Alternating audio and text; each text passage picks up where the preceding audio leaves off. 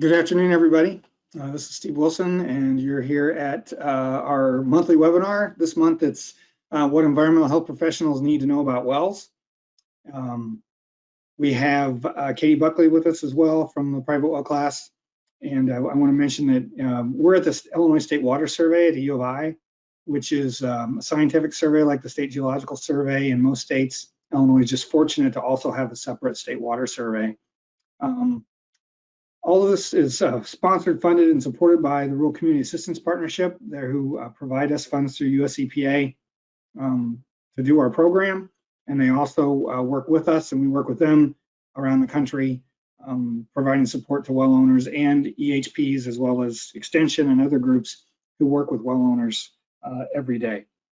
Okay, so a little bit about the webinar today. As I said, it's a national program. It's being implemented through RCAP in support of private well owners nationally.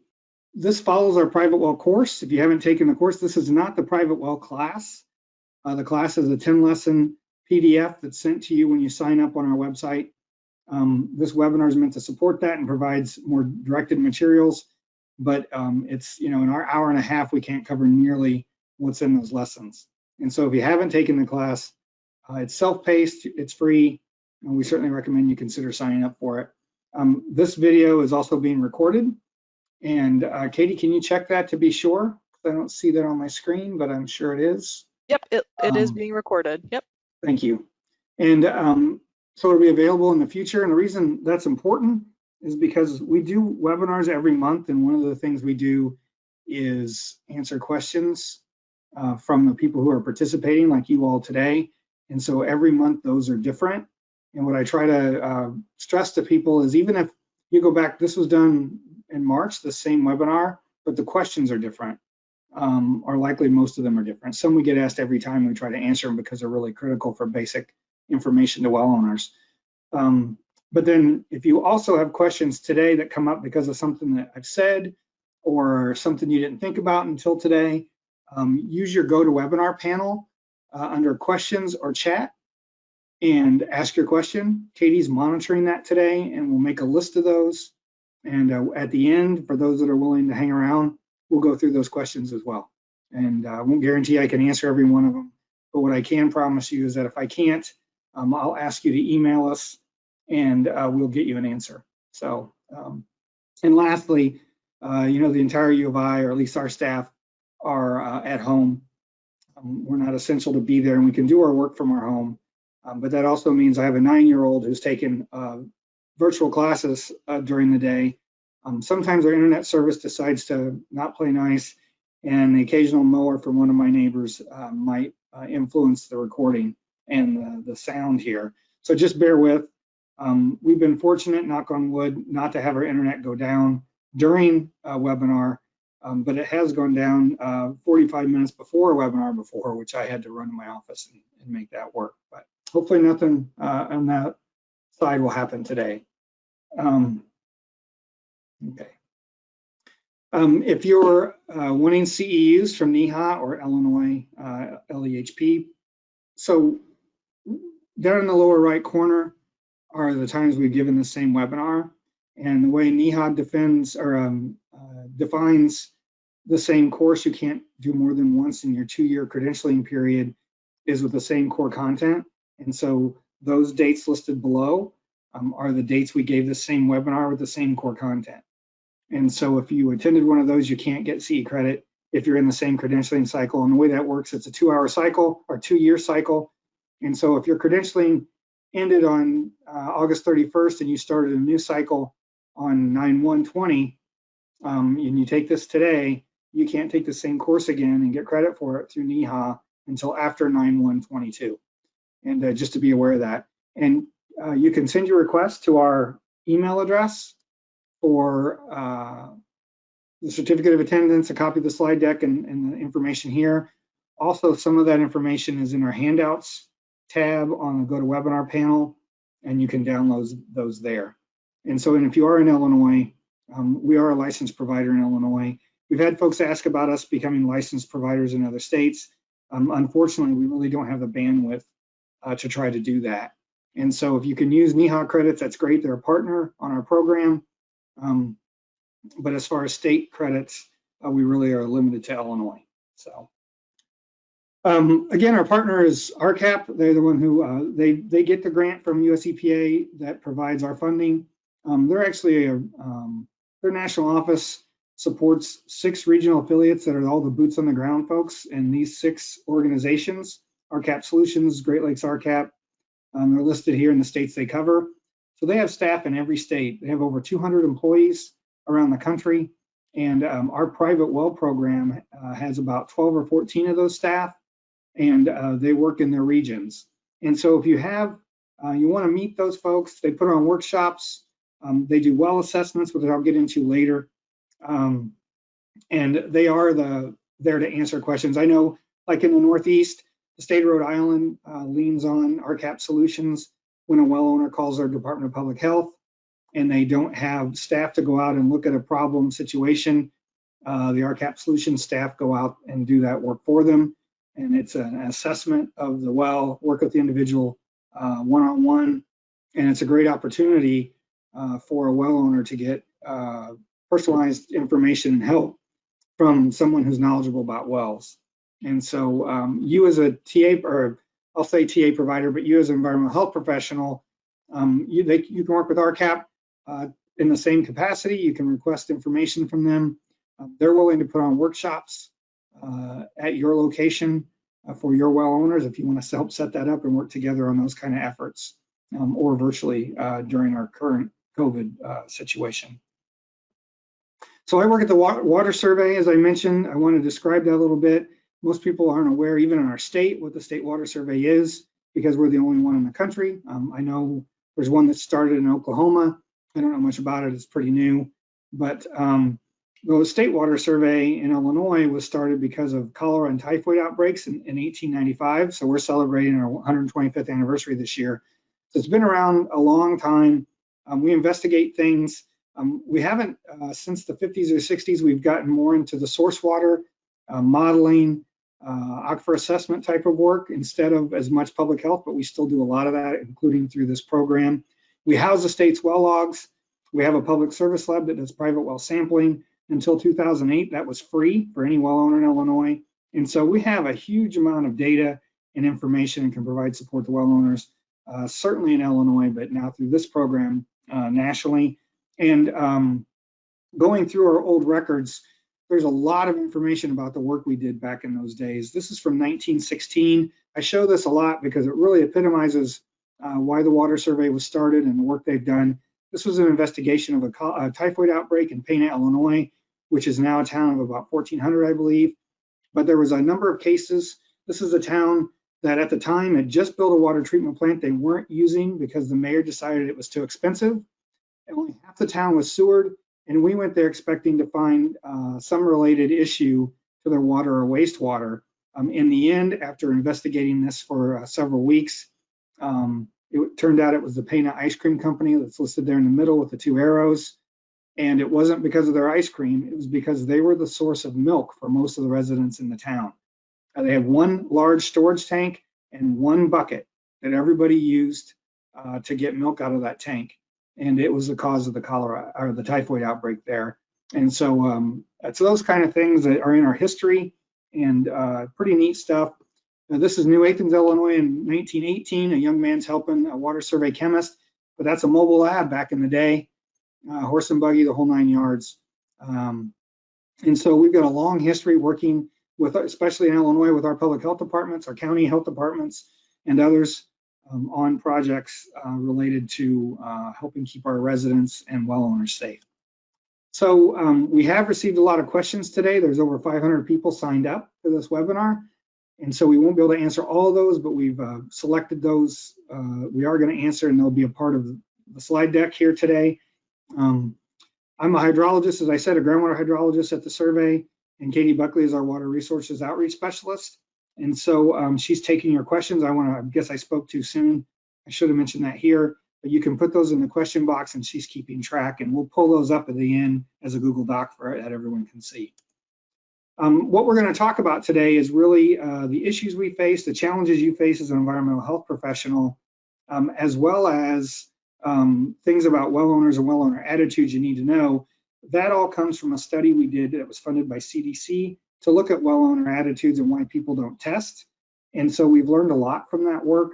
There was a paper that was published related to that work, and then a little bit about the basics of groundwater and wells and some of the gaps we see between groundwater and health professionals.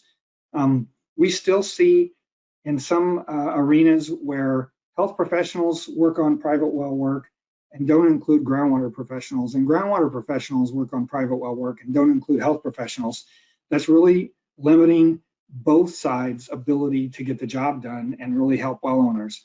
You need to develop a program that works together with both, someone you can learn, get to know and trust on the other side, if you will.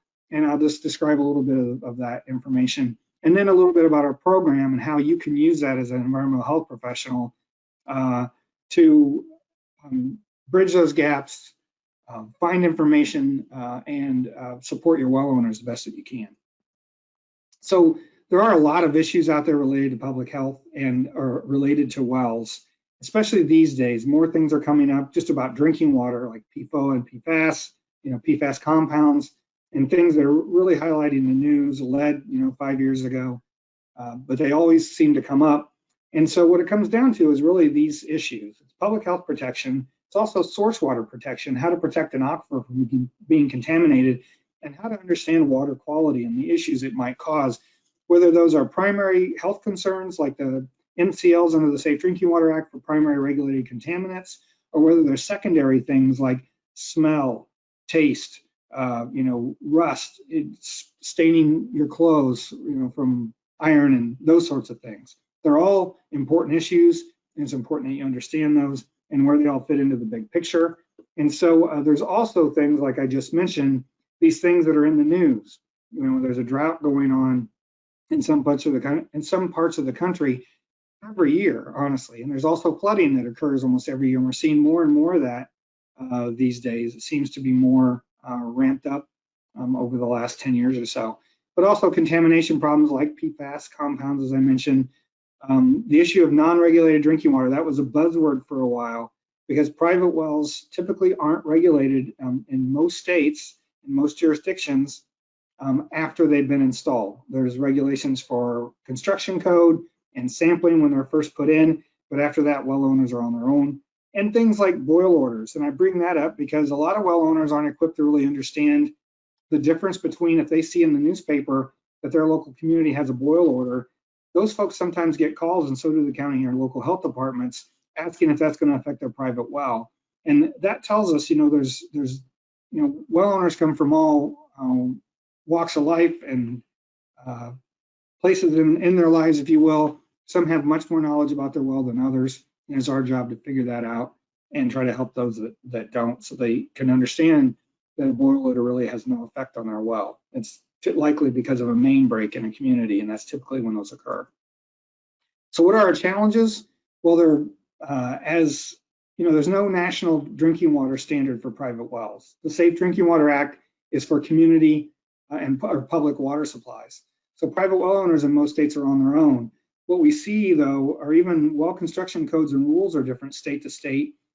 2 states don't even have well construction code yet, although they're working on it, at least in Alaska. The other is Pennsylvania. And so even what the definition of a private well is differs. In Mississippi, if it's 5 inches in diameter or less, you're not required to file a log. And the times when when states have required logs to be submitted, it varies. In Illinois, it was 1968. In New York, it was 2000. So before 2000, New York doesn't have a lot of well logs because they weren't required to be submitted. And if you think about the number of wells installed since 2000, it's probably 10 to 20% of all the logs available in that state. Where in Illinois, even in 1968, and our drillers do comply, we have a good relationship with our drillers, we still only have probably half to 70% of the well logs of wells that are actually in use in the state. And that's because some are older, and early on there was some adversity with filing those. So I bring up the difference between New Jersey and Pennsylvania.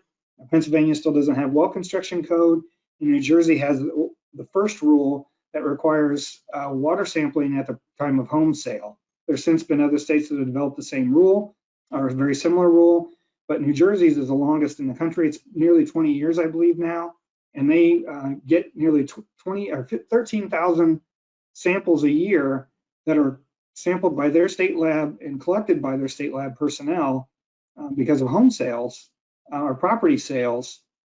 And because of that, they have a great data set on where water quality issues are in their state and things like that, where Pennsylvania doesn't even have statewide rules for some of those things, like well construction code.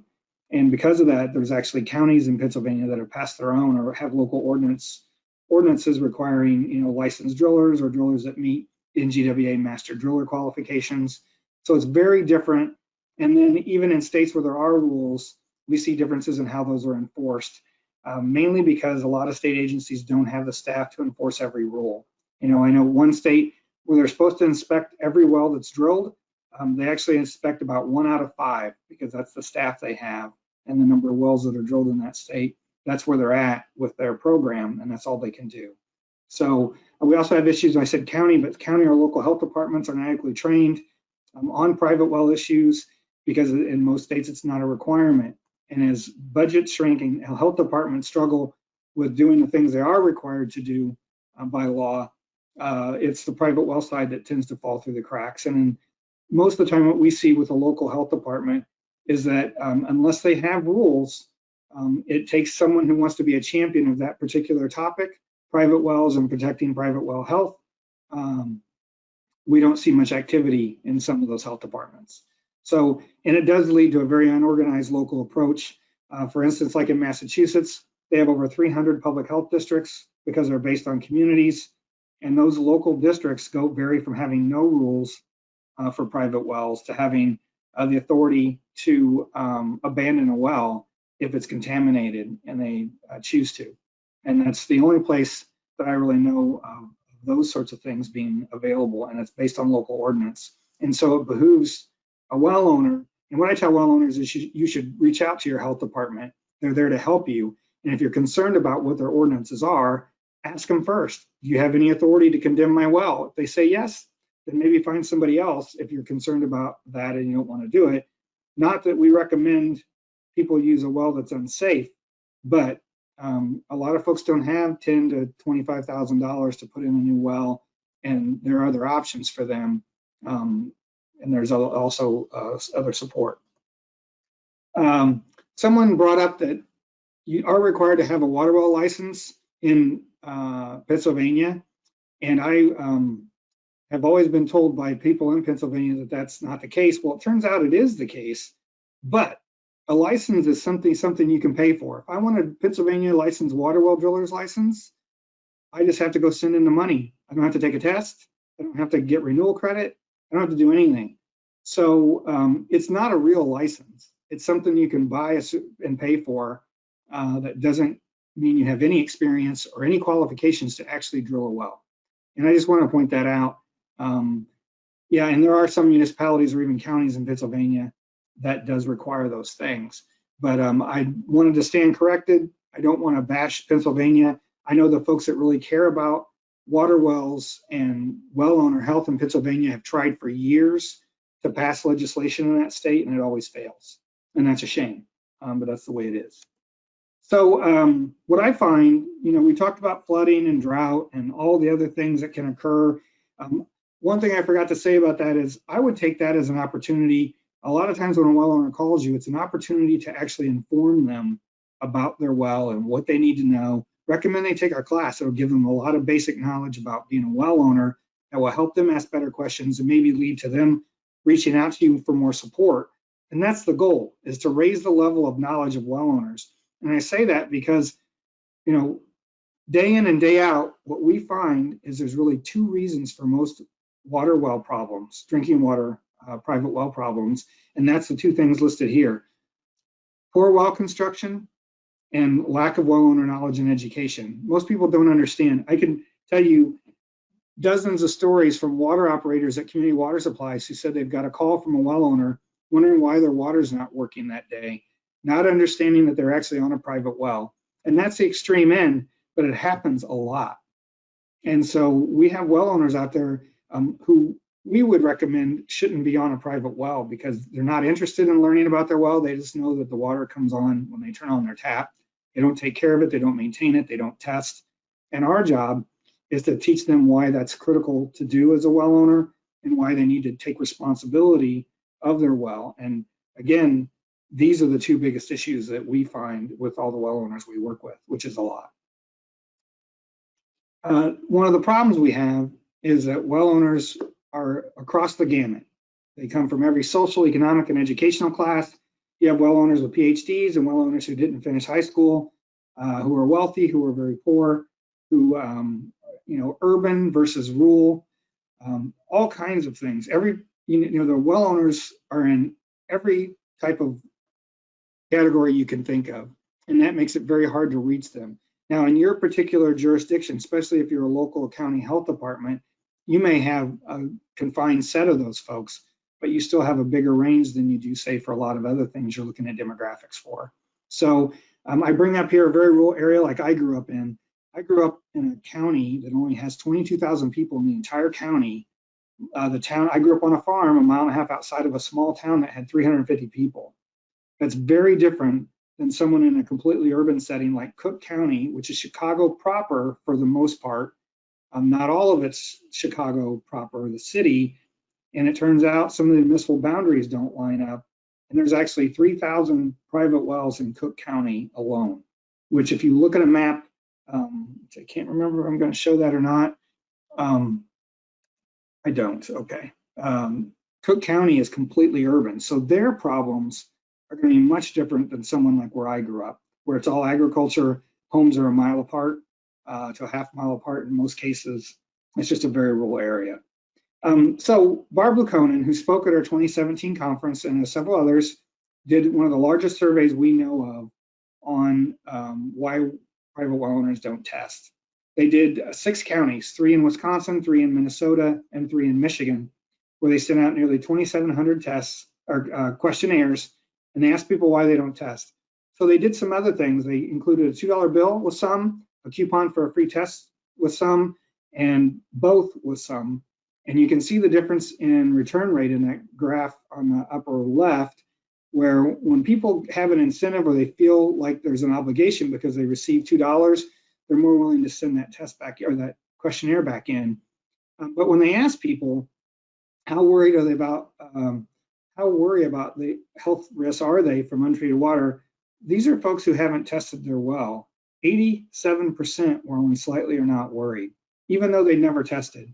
So they gave them a laundry list of about 15 to 20 items that they could pick, and they could pick as many as they want on why they haven't tested, and the top 10 are listed here.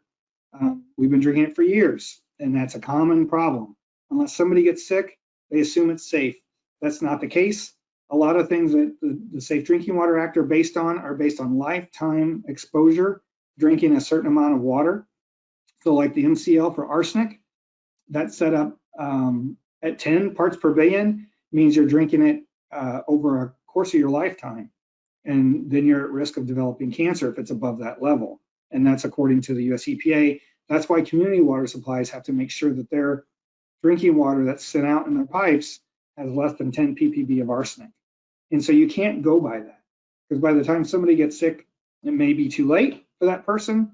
And then there's a lot of these that are really issues we need to consider. Don't know what to test for. Well, that's us marketing what they should be testing for and know how to test and all those things. The one on the bottom, I actually ran across that more than once. I don't want to know. And I was doing a research study where we were sampling rural wells and rural subdivisions where the wells are close to each other in an area known to have arsenic. And what we were trying to evaluate was how variable the arsenic was over a small distance, because we'd seen that on a larger scale over samples that had been spread out. So we thought sampling in a subdivision that's in a rural area where everybody's on a private well, we're going to see the near variability. Some of these wells might have only been 15 to 20 yards apart, if that. And so one of the persons that I went to their house and asked if I could sample their well said, you can sample my well if you don't send me the results, and if you don't, if you don't send me the results, and I don't want to know. And so I asked him why that would be, and he said, because I'm trying to sell my house. And in Illinois, there's a law that requires you when you're selling your home to fill out a worksheet that's binding, and it asks you if you know any adverse effects for your well or your septic, or have had any problems with those. And he wanted to be able to honestly answer that question, no. And so he didn't want to know the results. So yeah, there's a lot of reasons why people might not want to know. That was, really surprised me. What we tell well owners, and we do a webinar for realtors as well, is that you want to test your well before you put it on the market. If you have a problem, you want to address it and remediate it, add treatment, so that you can show a prospective homeowner that you've taken care of this issue and that you've tested since then and you've shown that it's below that level. Here's what's going to be required of them moving forward if they've got an RO unit or some other kind of filter. But at least that way you're being upfront and forward thinking, because if I'm a buyer, I'm not going to buy a home until I've tested the water, and then I'm going to find out you have arsenic in it anyway. And it's amazing how many people don't do that, rather just try to sell it. And it's, that's our problem. We need to change that attitude and with all the folks that are in that situation or in part of that program. And as I mentioned, don't want to know, or don't know how to test, don't know what I should test for, didn't know what to test, or didn't know I should even test. That's on us. As we're folks out there trying to promote public health and why people need to test, we need to find ways to get that information out to people and make sure they understand the risks that are involved. Many wells are actually safe, but unless you test, you don't know. And again, here's another, it's probably fine, don't want to know, I've been drinking it for years. That's really not understanding the problem with private wells and what could be an issue. It's not about that they're not willing, they don't really understand it's a risk. And so again, that's on us to try to get that information out there without scaring people to death, just to understand that it's a responsibility to be a good steward of your well, whether you're going to live there forever or whether you're going to sell your house in 5 years, for anybody that comes over or any of those other things. And so why are they hard to reach? Well, they've given us many reasons. They believe it's just safe. My dad, I grew up on an old dug well that was never safe. I couldn't drink our well water once I'd gone to college and lived in Champaign-Urbana for a semester. I couldn't drink our water anymore. It made me sick. But I grew up on it and I got used to it, which is why I was able to drink it while I was growing up. But it was completely unsafe. When it rained hard, our well was cloudy, our water was cloudy. I mean, there's a direct conduit from our dug well to the surface. But my dad always swore that our well water is better than city water because cities put chemicals in their water and chemicals are bad. And that's really what he believed. And there was no change in his mind. So it's also human nature. Why don't you go to the dentist right when you should, or sometimes put off going to the doctor? It's one that's going to cost you some money, could cost you some money. You seem fine. It's not really bothering you that much, but eventually it's going to get worse.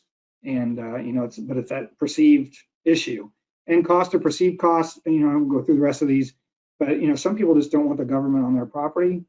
Find another way, someone who's not with the government who can be a trusted source, work with other partners, work with civic groups or churches. Find a way to reach people that they're not going to ever listen to the government, no matter how straightforward and honest and everything else you might be. So, as far as aquifers and wells, there are really three types of wells the way we approach this. There are dug or bored wells, which are put in when there really is no real aquifer, or back in the day, like my grandpa hand dug our well in 1933. He didn't realize that at 80 feet was a sand and gravel aquifer on our property. And so we never used anything else because our bored well, our hand dug well had plenty of water most of the time. We did run out of water a few times, but if you have a sand and gravel aquifer or a bedrock aquifer, consolidated rock underneath your property, then you can either put in a sand and gravel well or a drilled a rock well. And those are different because of the way they're constructed, where the water comes from. And so that's the way we classify things. And, this is what I do for a living. I'm a groundwater hydrologist. I work with, we do a lot of aquifer assessment work and things like that. And they're really, to me, it's the best way to categorize. There's a lot of ways to put in a well, drilled, driven, but that's really what it comes down to. And it's based on what matters for public health is where your water's coming from, the quality of the water, how it replenishes your well, some of those things. And depending on the geology in your area, you know, I'm in Illinois where we have several glaciers that have come through our county. And so we have several sand and gravel aquifers above bedrock, but there's also bedrock aquifers where I'm at. So there might be 3, maybe 4 aquifers that you could drill into. Most of the time for a private well, you're going to take the first one, the shallowest one, because it's not as expensive, and if the water quality is okay. But again, you may have choices. And so it's really important to understand those differences where you are working and working with well owners. So as far as the Duggar bored wells, they're large diameter wells, and you can see on this picture underneath that platform the 2 gentlemen are standing on, that's a 3.5 foot boring rig, I think, 3.5. And so it bores out 3 or 4 feet at a time. They bring it up, pull that bucket out, and dump it on the ground. To me, this looks like bean stubble, which is really interesting. They're putting their well out in a bean field, especially because this is going to be a shallower well that's getting water from near the surface. That's what large diameter wells do. They take water that infiltrates from the shallow water table because there usually is no real aquifer here. And you can see there's a pile of dirt back behind them and another hole, if you can see that, where they must have drilled down and not hit anything. I mean, no 3-inch sand lens in the glacial geography, geology or whatever, but it was dry. And so they moved over to another location hoping to hit water. It's usually cased with concrete tile. We're seeing other kinds of tile being used these days. But like in this case, if it's a 4-foot cement tile, they just set those vertically on top of each other, and where the seams are, there's a male and a female side, so they'll fit, and water can seep in at each of those cracks. And so here's some pictures. These are all Duggar bored wells. The one on the upper left is an old hand dug well. They've got, you know, there's everything that could be wrong with this well is wrong with this well. It's covered with tin and 2x10s, wooden 2x10s that are held down by some concrete blocks. This is in a pasture, which you can see the mud on the lower right of that picture is in the, looks like footprints. Those are hoof prints from cattle. Those posts are all worn down because cattle come up there and rub on them and use them as scratching posts. Those boards aren't perfectly over the well. You can see the gap in the right in the middle near the bottom. Rats, you know, rabbits, snakes, anything can probably get in there and fall in that well and die, and then it rots in the well. It's just about everything wrong. It's on a side slope. There's a field above it that looks like it is in set-aside ground right now, but it might have been corn or soybeans a few years before, which means when they fertilize or add pesticides, they're running down that slope. And it's because it's a dug well, it's probably less than 25 feet deep, or certainly less than 50, and it's getting the water from the nearby infiltration. So that's, you know, we see all kinds of wells. That's certainly one that's on the poor end. The other two, the one on the right is the concrete tile I mentioned before, and it's got a concrete cap on it. You know, we'd use a pry bar to lift that up to move it out of the way to take a sample or do whatever, or to work on if there's any wiring issues or anything. And the reason you don't see anything popping out of that, like a casing with wires or anything else, is it's all down below ground where the pipe goes into the home is probably down at 3 or 4 feet, so that it could avoid a frost line. This is in Illinois. All 3 of these pictures are. And then the one on the lower left is also a large diameter well. It just has casing up to the surface from about 10 feet, so that above that first 10 feet has got fill material that helps protect it from surface infiltration, so that, you know, it's not as open to you know, rainfall infiltrating in right away and getting into it. And here's what those look like. So the one on the left is with the concrete tile going up to the surface. You can see the seams in the tile, and each one of those water can seep in. Now in this diagram, they put 6 inches of concrete around the entire thing, and so that water really can't seep in the upper 10 feet. That's the way it's supposed to be drilled in Illinois, or put in, bored in Illinois. And then below that, it just has gravel along the outside of the concrete tile, and that's so that it allows more water to sit there. The reason you have a large diameter well is because there's no aquifer available and you're using a large diameter well, like a large cistern that's down in the ground, it's meant to store water for when you need it. So when you pump this, water doesn't seep in that well, because most of this, it's showing a sand lens in the geology here, but that may only be a couple inches thick and it may not extend very far. So water's got to seep through clay and silt as well to get into the well, and it doesn't go in there very fast. And so by having all that storage, it allows you to pump the well at the level you need when you're doing laundry or taking a shower, and then overnight it can refill as water seeps into it slowly. And we certainly see low flow wells, or if you leave a pump on, like I have done in our horse tank, filling up a horse tank, I put a hose in it and let it run when I was a kid, and forget about it. The next day we don't have any water for 2 days if it's in the summer. And so those are real issues for well owners with large diameter wells where there may not be much sand around in the geology to actually help bring water in, because those are filled with sand and water can flow through sand a lot, are filled with water and water can flow through them a lot easier. So that's what ends up happening. The one on the right is where it's got a concrete pad down at 10 feet and shows this has the casing going up in the wiring. But again, this has where it says 2 pressure tank, that's a pitless adapter so that your well, so your pump can be submersible and you don't have a pipe sticking out of the ground. It allows you to do those things. And so those are 2 best practices for installing a board well if you need to. And I believe, I can't remember if it's Teflon or not, but I believe one of the county health departments here has sent me pictures of wells that are now being installed with like a 25-foot piece of Teflon where they're cutting flats in it and installing it instead of having the concrete. And so there may be other sources that I'm just not aware of. So as far as a sand and gravel well, for sand and gravel wells, the problem is you can pump sand.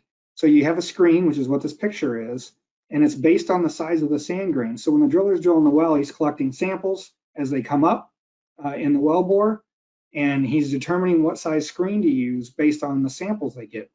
So what a screen does, it's just like a screen on your door. It allows some things in and other things through. Screen on your door allows air through and keeps bugs out. The screen on a well allows water through but keeps sand and geologic materials from coming through. And when your well starts pumping sand, it typically means there's a breach, and it's going to not stop doing that. It's just going to get worse because it could be the screen's very old, or one of the fittings came loose, or it's just if it wasn't the right type of screen. This is stainless steel. It could have just deteriorated. And so with a well that's a sand and gravel well, typically use solid pipe down to the screen. Well, here's that's a log. Let me go back. Use solid pipe down to the screen, and then the screen is slotted so that water can come in. What that means is that water only gets in the well at the screen. So if you have a 200-foot sand and gravel well, and the screen is 5 foot long at the bottom, it means water is only coming in the well from 195 to 200 feet. And that's good, because that means it's much more protected from surface influences. As long as it was properly grouted around the sides of the well, where the hole's bigger than the casing.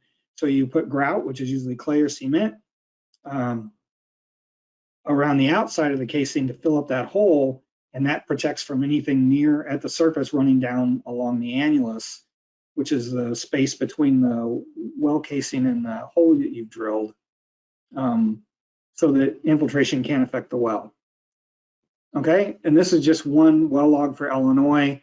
They used galvanized pipe from 0 to 41 feet, and then they have a 4-foot screen from 41 to 45. It's a 25 slot screen, which means it's pretty coarse sand, and water is only coming in at the bottom. Now, in this case, the sand and gravel goes from 4 feet down to 45. So when the aquifer is this close to the surface, it's typically more susceptible, the aquifer itself, to contamination from the surface, because the topsoil may not exist everywhere and the sand may come to the surface. So you see this a lot along river bottoms, especially where the entire bottom, along a large river like in Illinois, the Illinois River, the Mississippi, all the bottom ground is almost all sand, and which is why there's a lot of irrigation there, because the soil doesn't hold water very well. And it also means there's a lot of surface infiltration that gets into that aquifer. And the good side of that is it means there's a lot of water available, but the bad side is that means things on the surface can infiltrate in. So the difference with a bedrock well, this is a bedrock well. You can see that the stuff with all the, at the top there, the overburden, as it's called, and the saturated overburden is unconsolidated material. It's like sand, silt, and clay. And then you reach the bedrock surface, and after that, it's solid rock. When you drill a bedrock well, not always, sometimes you case the entire thing, but most of the time, the casing only goes in far enough into the bedrock that you can seat the casing so that it's permanent. And then the rest of it, you don't put any casing. It's just an open hole. And that's because the rock is solid enough that it acts as the casing. You drilled a hole. If you drill a hole through the middle of a rock, you have a hole that stays there forever, right? Well, that's what happens with a well in bedrock. Water isn't seeping into the well from the bedrock itself. Water, you can't squeeze a rock and get water out of it, but it's the fractures in the rock, which are those little blue lines on this diagram where water's coming in. So you want it to be an open hole so that when you hit a fracture, now you can get water into your well. But what that means is your water's, it's almost like pipe flow. So it depends on the number of fractures and how big they are and what direction they're going. So you could have a well that's several hundred feet deep, but it's only cased 30 or 40 feet. Now, most states now have rules that require 50 feet of casing, but not everyone, and a lot of older wells aren't that way. In New York, for example, in upstate New York in the Thousand Islands area, bedrock's at the surface, and I've run into wells there that only have 12 or 15 feet of casing. What that means is if there's any fractures at the surface that run down and hit that well below 15 feet, they're going to be a direct conduit for contaminants into the well.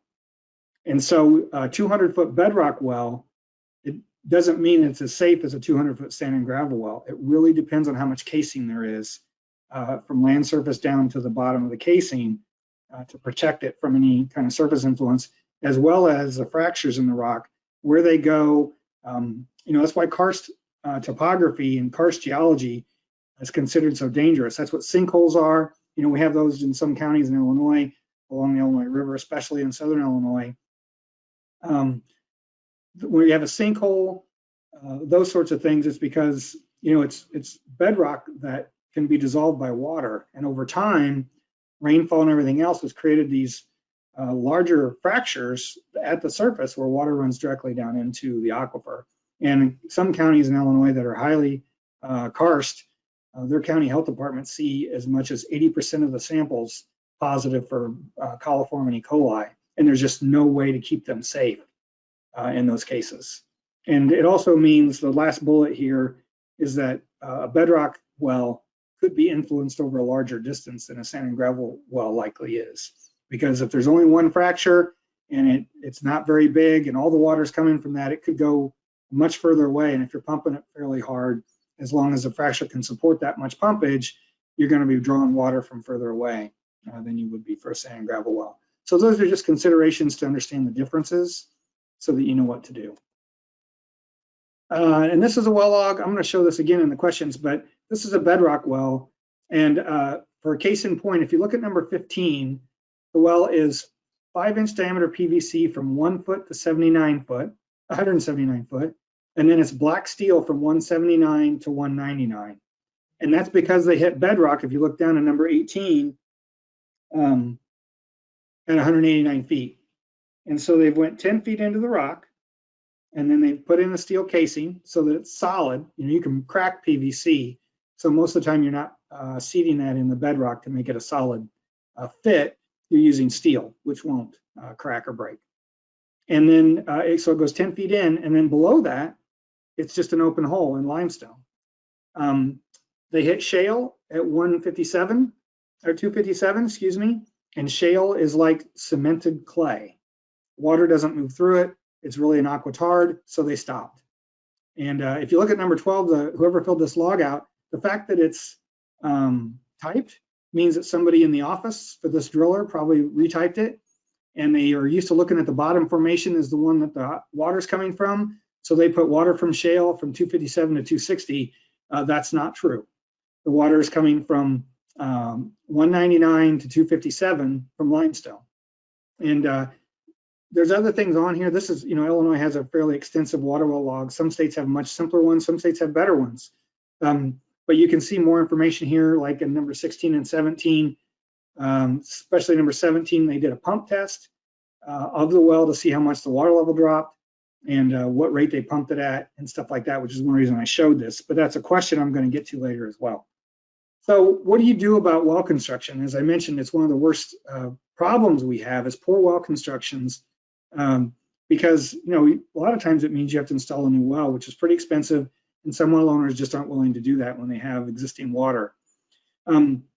Because existing wells are grandfathered in and many wells are still in pits, and that especially in a northern climate, before the advent of the pitless adapter, wells were put in pits and finished 4 feet below ground surface so that it wouldn't freeze. Because if you had the well going all the way up to the surface and your pipes went up to the surface, then your well could freeze, your piping could freeze in the winter. Which the well I grew up on, we had heat tapes on our pipes. We're in this little shelter, and we also had a propane heater we kept in this little shelter for really cold nights because otherwise our pipes would freeze, and they did several times. Yeah, and again, there's many hand dug wells still in use. They're really dangerous.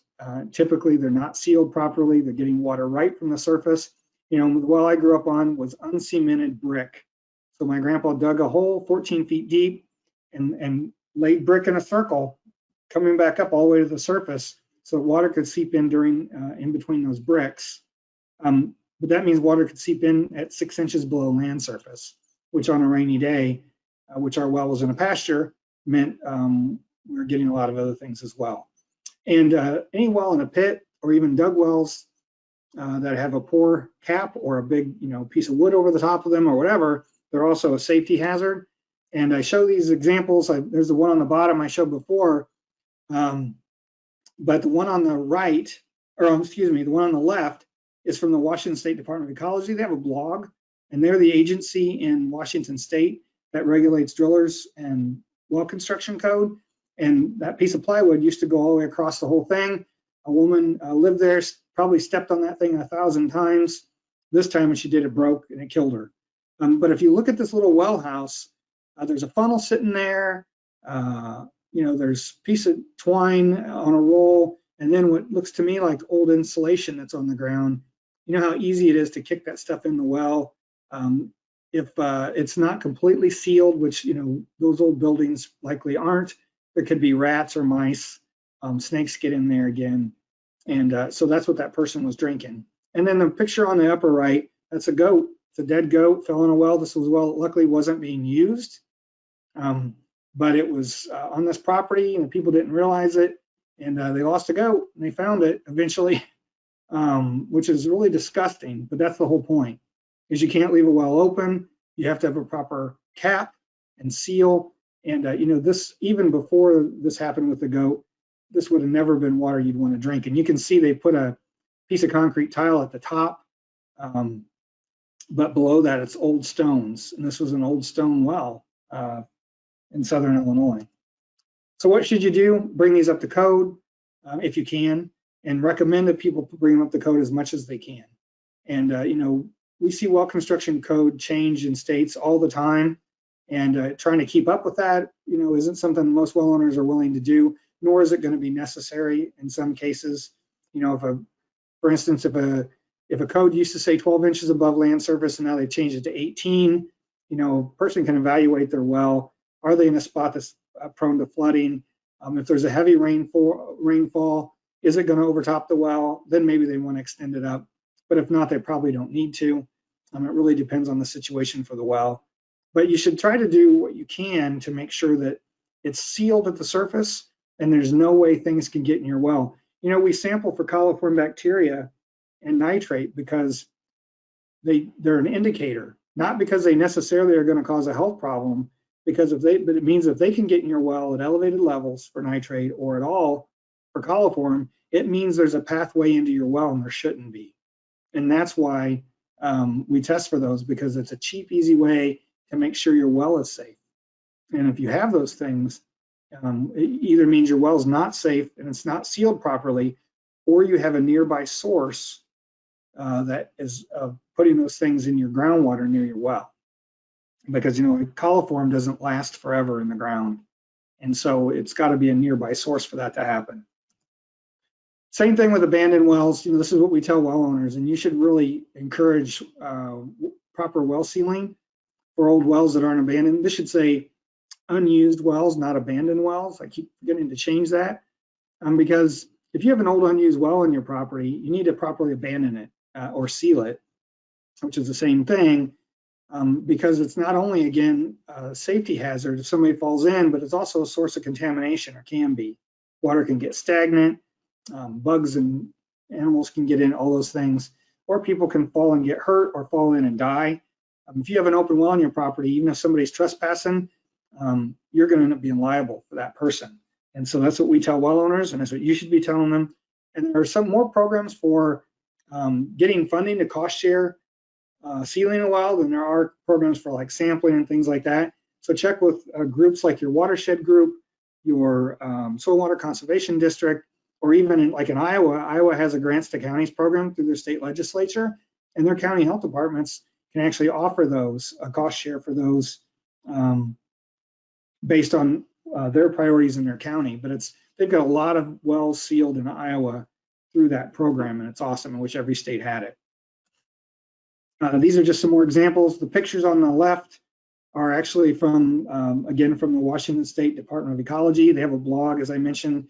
And so people fall in these wells more often than you realize. And these newspaper clippings are all from the mid-90s. 3 of them are in Illinois, and the third one is actually from Texas. Those of you old enough to remember, Jessica McClure fell in a well, got picked up by CNN. It took them, I think, like 20 hours to get her out. She was 22 feet down, as it shows there, and it was covered live on CNN as they rescued her. And it really brought a lot of attention, needed attention about old wells. But, people die from this, and especially in the 90s, before the internet was so ubiquitous, this could have happened like the one on the bottom near Springfield, and the people in the first 2 newspaper areas, Galesburg and I believe Buffalo Grove, would have never heard about it because it only made the paper. Where now, all that stuff's covered, zooms through the internet when something like that happens, and that's great. But it just happened more often than people realize, and that's kind of what I wanted to draw attention to. So as far as groundwater and health gaps, groundwater is complicated. I talked about the difference between bedrock wells and sand and gravel wells, but you can have multiple aquifers. You can have wells where there's really no aquifer, like a large diameter well where it's seeping from the water table. We have a lot of problems with people not understanding the difference between water quality issues and community water supplies and private wells. And I put I got that misspelled too, Johns Hopkins, because I sit in on a work group for CDC a number of years ago where it was being held at Johns Hopkins University, and they listed all the problems that for private wells and which ones should be considered the most important. And they pulled the list from EPA's list of community water supply issues. So they also pulled in some surface water problems like algal blooms, which are not a private well problem. And it just gets to the point that if you aren't doing your due diligence and not looking at things from a private well perspective versus a community water supply perspective, they can be very different. And as I mentioned before, there's a difference between groundwater samples and drinking water samples. Groundwater quality is much different, or can be, from drinking water quality, because before it's ran through your premise plumbing or any kind of treatment, that changes the chemistry of the water. So the water from an outside spigot or hydrant right near your well may be very different from the water coming out of your kitchen tap. So dealing with well construction issues can be really a problem, especially when you don't have a well log, and that occurs more than not. It makes it very difficult trying to understand. People don't know what their water level is, where their pump's set. There's just a lot of things that can affect what the water quality is that you might not understand why they're occurring. And then again, no information on treatment or bottled water. When do you use treatment? When shouldn't you?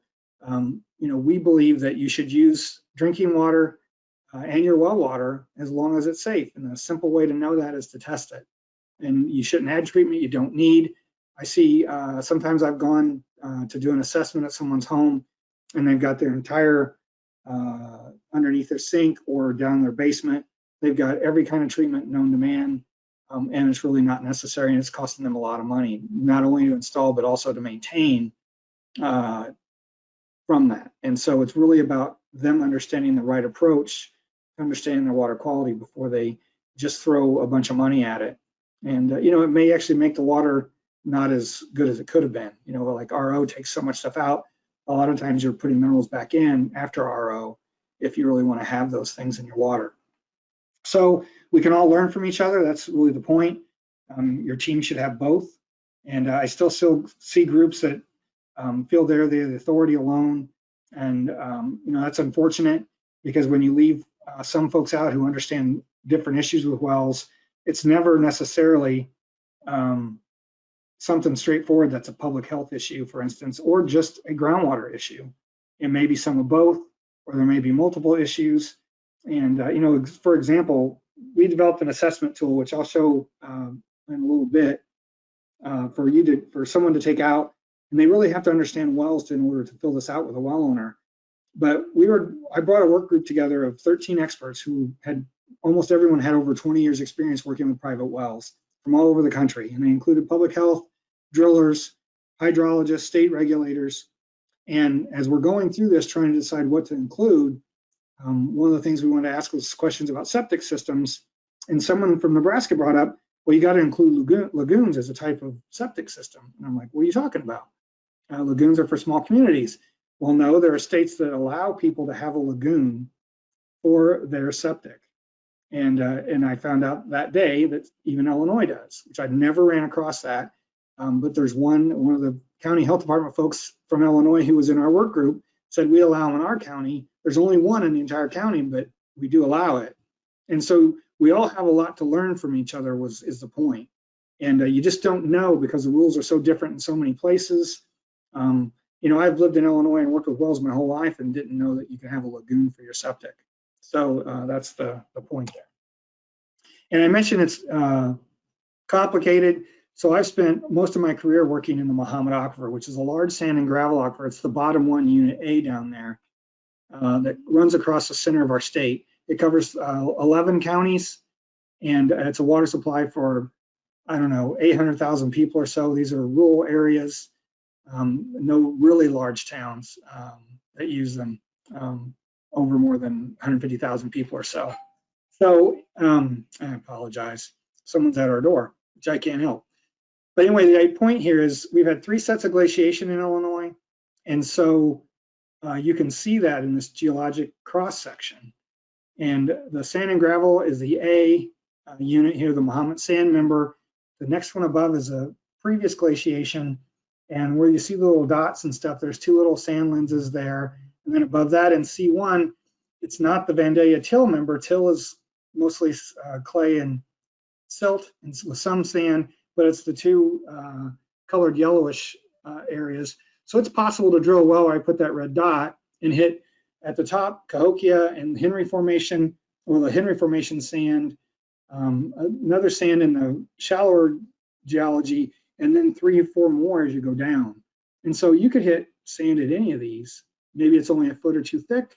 You probably would go past that until you hit something deeper.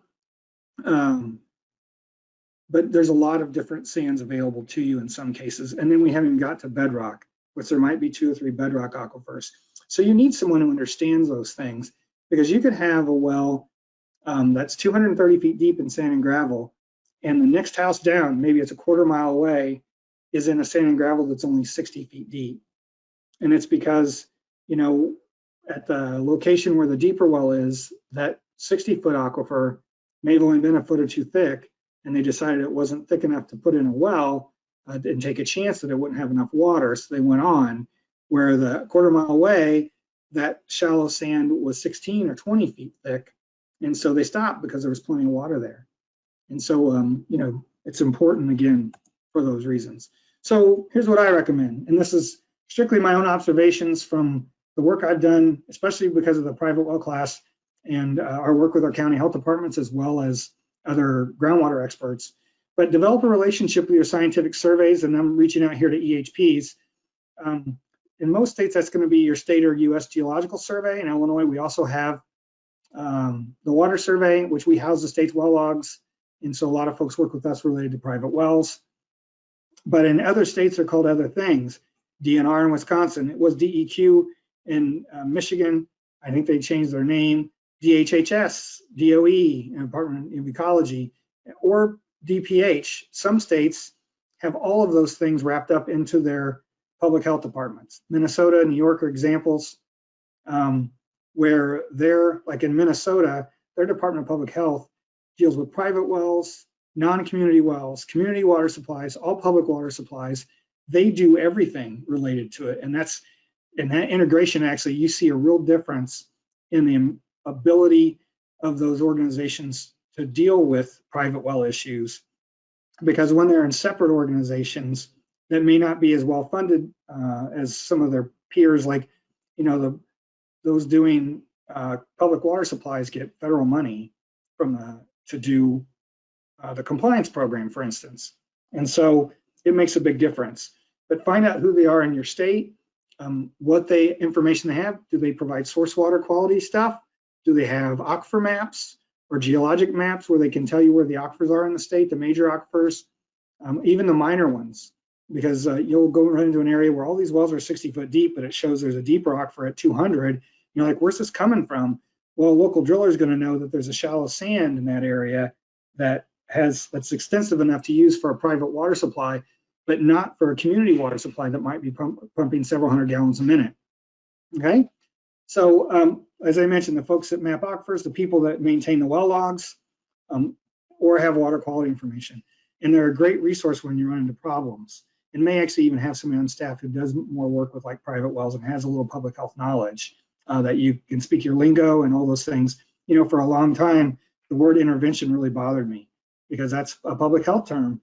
But once you learn what it really means in the public health realm, it's not as scary as it sounded to me at first. So it's just one example of some of those things. Okay, so a little bit about the private well class. It's 10 lessons. I might have mentioned that earlier, but you sign up. You want to encourage your well owners to sign up. Go to privatewellclass.org and I'll show you what that page looks like. It's the answer to what can I do to help private well owners understand their wells and water better. It's a good, comprehensive first cut at what it means to be a well owner, what things you need to know. And what I try to tell well owners is if you go through all 10 lessons, and it's self-paced, you're on your own, you don't have to look at any of it. But if you do go through it all, it's going to raise questions you didn't know you had questions about, and it's going to give you better questions to ask someone like your county or local health department or someone at one of your scientific surveys, so that you better understand where your water's coming from, some of those things, or even your driller. The problem we run into is a lot of older wells, the driller's no longer around, or they've changed names, or they've consolidated. And I bring that up because that's a real problem trying to locate information about wells where there aren't logs. Is, you know, even if the person goes, well, yeah, you know, Joe Smith drilled my well 45 years ago. Well, Joe Smith may have been the driller working for a different company, not under the name Smith. So you're not going to find it. It's going to be listed as a drilling company. You know, we did a study where we asked well owners, we had 1,708 wells that we inventoried, and we only found logs in our files for 788 of those. But we were given 54 different names for drillers from all those folks, and there are only 4 really currently working well drillers in that area. And so we asked them to help us, and they knew of some, but I think we only ended up with about 10 of those 54 names where we actually could tie it back to a business where we might be able to get logs from them. So it's just a real problem, and that's unfortunate. In addition, we have multimedia lessons like this webinar that's recorded.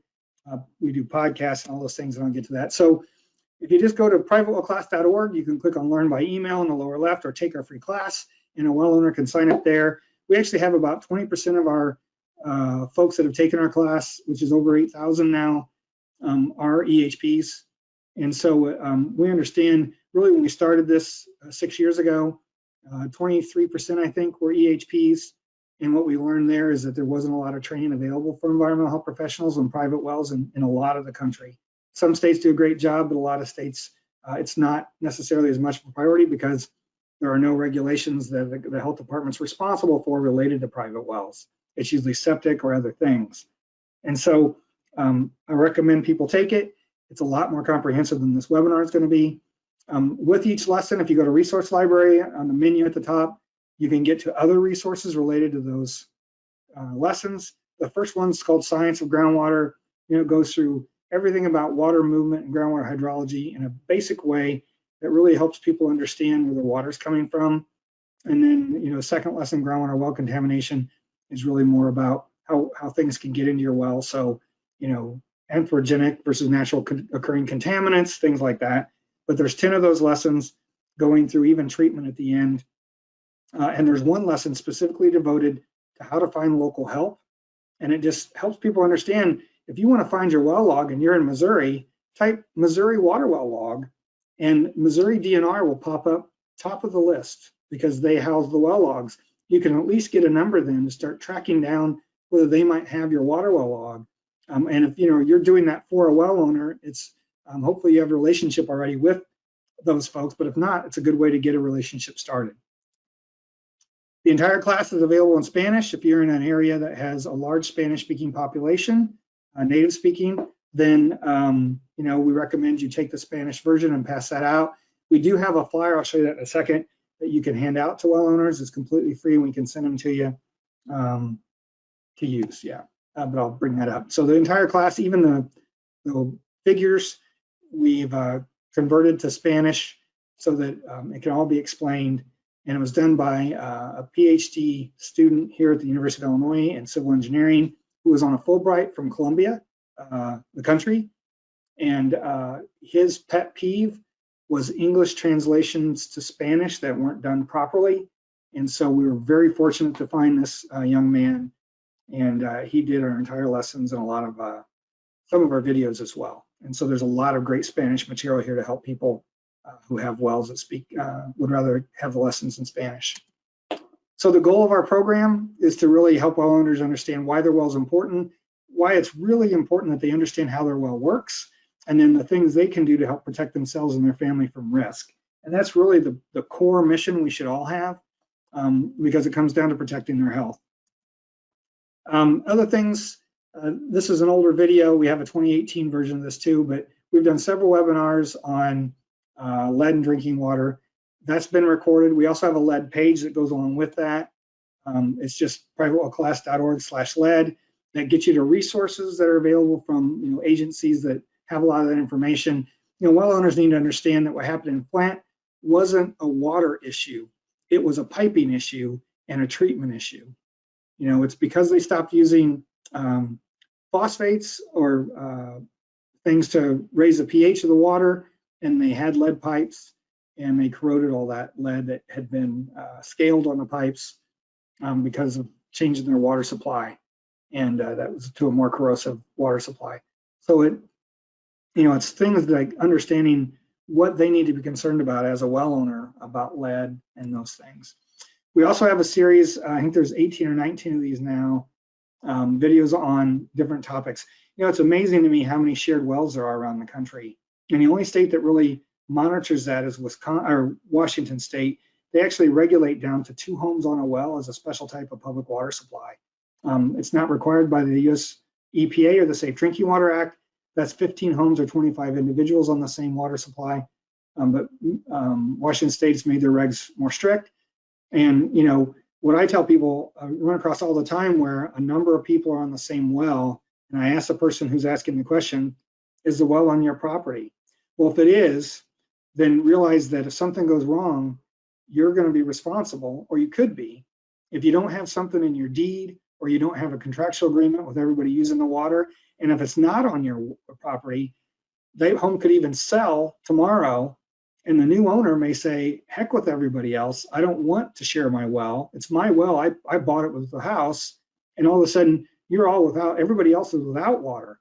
So you need to have contracts, or it needs to be in the deeds for all the homes that are on it, that there's a agreement. You know, what happens when the pump fails? If it's going to cost $3,000 to get that fixed, all of a sudden your neighbors that you've been friends with for 10 years, all of a sudden you now all aren't friends anymore because everybody doesn't want to pony up their share. So it's important. It's an important issue, is all I'm saying. And there's a number of videos like that. And I bring up about wells losing pressure. We have another video called How Does My Pressure Tank Work? It's had close to 400,000 views since 2016. And that's because a lot of people have pressure issues that are on private wells.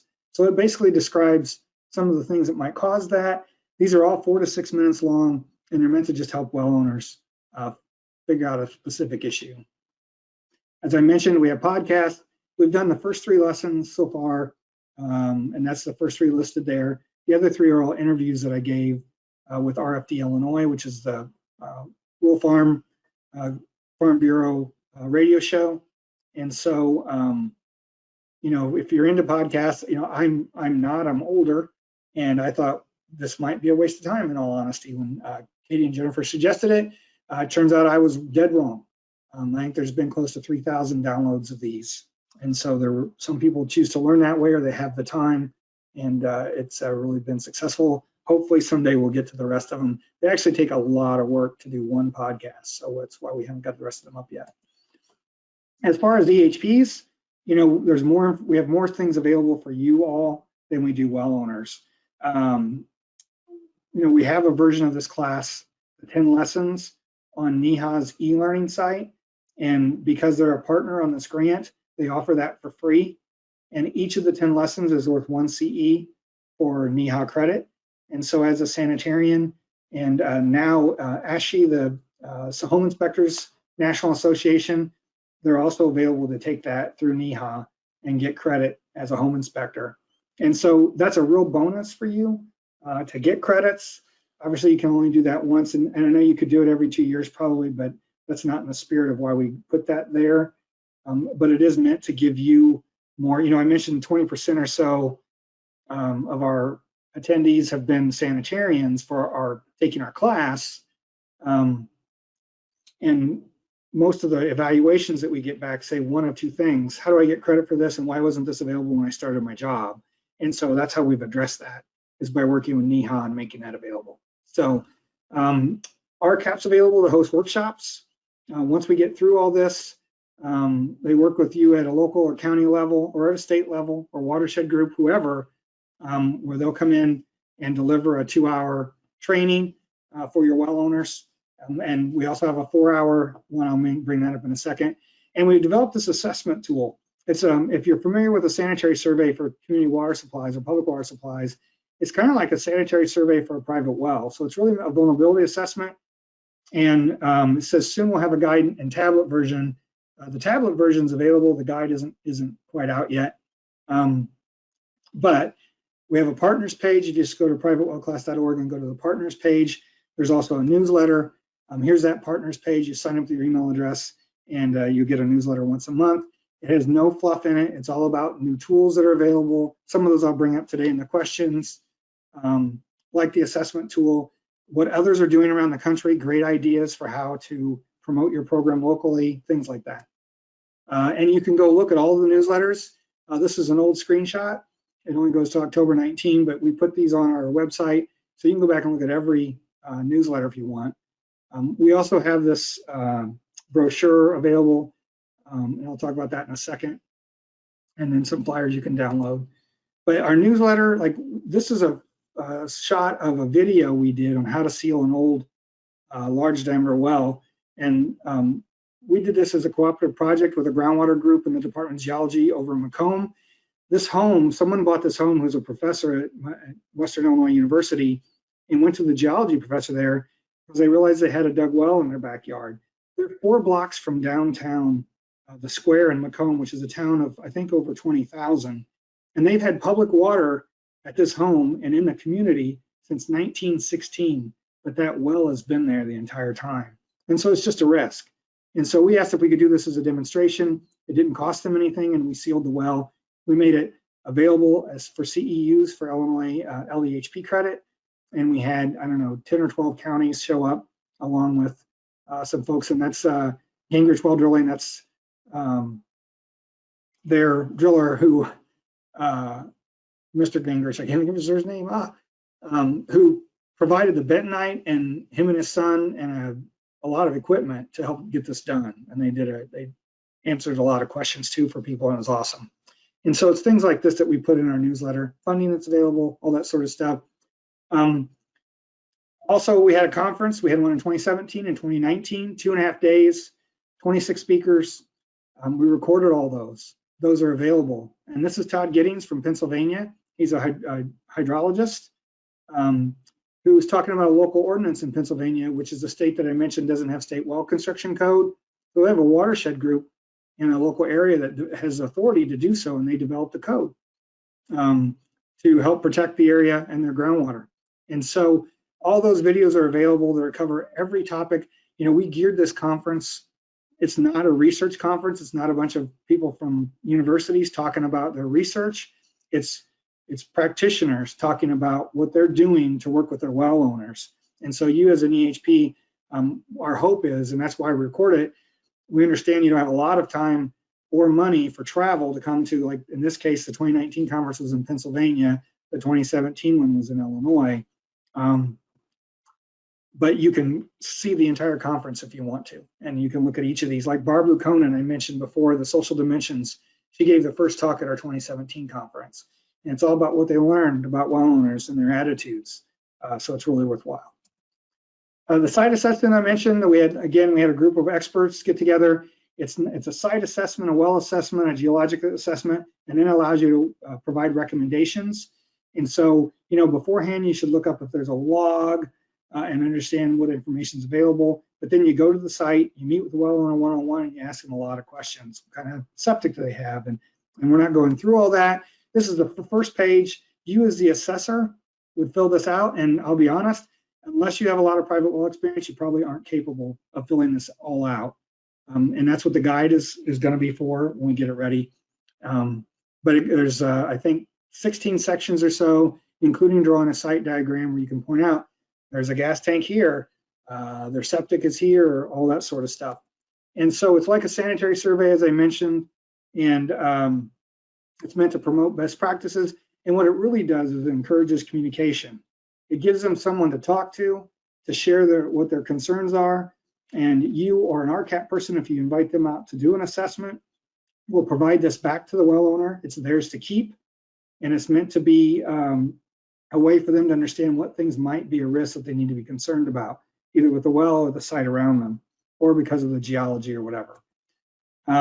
RCAP's done 2,400 of these assessments or more to date, and a lot of them have been requested by folks like you or a state health agency. I mentioned Rhode Island before, and they've also done a bunch of workshops, which that's not part of their grant anymore to do these workshops. It's a 4-hour workshop on how to set up a program to work with your well owners and how to use the assessment tool. And that's changed now that we're going to do those online. And what it does for RCAP, though, it's allowed them to develop a lot of partnerships locally where you know who you can call, they can call you if they need help, all those sorts of things, and you can work together. This 4-hour workshop I just mentioned is approved for 4 hours of CE credits through NEHA, and it covers best practices for well owner outreach, a much expanded version of what I talked about earlier today, and also the assessment tool. We go through a number of examples, and we're going to do the next one on December 16th, 2020. And we just decided that date this morning. And so I'm not sure, I think it's on our website already, but if not, it'll be on there tomorrow. Katie, I forgot to ask her. So yeah, but you can sign up there. And I mentioned we've done 2 conferences. Here's Barb Lukonen's talk. You can get to those under webinars, events. When you scroll over that, there's a drop down.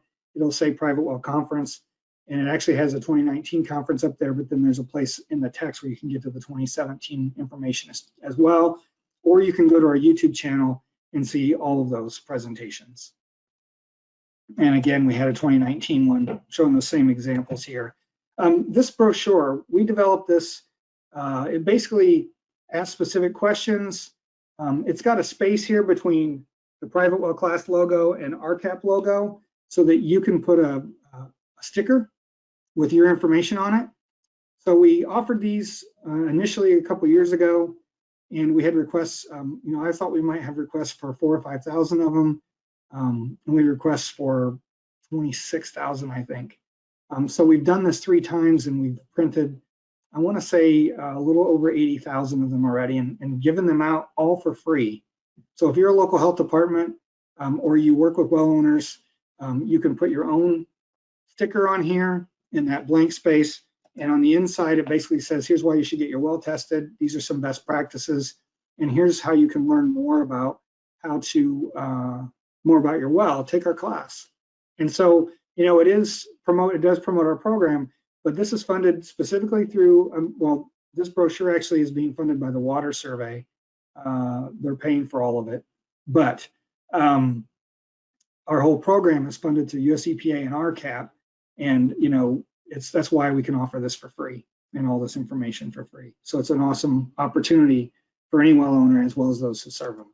And again, this is also available in Spanish, and you can just request those from our info@privatewellclass.org email. And we haven't done a printing for a while. We're waiting till we get a large enough request list that we can you know, actually make it cost effective to print a large number at one time. But we do have some left over from the last time. So we'll get to the questions, and I realized I talked a long time there. And again, if you have a question that I don't cover, you can ask it in the question box on the GoToWebinar panel that you have on your screen. And Katie's adding these to the Google Doc, which we're going to share at the end. Is it prudent to periodically shock a well out of an abundance of caution? It's actually a bad idea to pour chlorine bleach straight, or even to, if you mix it the right way, on a schedule. The only time you should really chlorinate or shock chlorinate your well is when it needs it determined by sampling. So that means that you've had E. coli or coliform. If you don't need to do anything to your water. That's the bottom line. There's no reason to do it. I run across people all the time who said, oh, well, my contractor or this guy told me I should just put a cup of bleach down my well. This actually happened. A cup of bleach down my well once a month. That does nothing to disinfect the well. And all it does is it can hurt. Straight bleach is too concentrated, and it can affect the rubber seals on a pitless. It can leach lead and other metals on brass components. It's just a very bad idea. So on our lesson 10, I showed you the resources for each of the lessons. Under our lesson 10 is this, under what it's called Water Treatment Solutions. We have this resource listed. It's Minnesota Department of Health's Guide for Disinfection of Private Wells. And, you know, honestly, we looked through 60 or 70 different documents on how to disinfect a well, from half a page to 20 pages long. And to me, this is the best one. And it's what we recommend. And it's actually not their latest version, but it's still the better version in our book. So it's the one we recommend to well owners because it has the details you need to understand what you need to do. And as you go through that, it tells you how to mix it. So you're mixing it at the right concentration based on the depth of your well and the diameter of your well. And like it says in the warning, if you haven't done this for a long time, you might have some scale that this will, it's an oxidant, so it'll take that off. You might have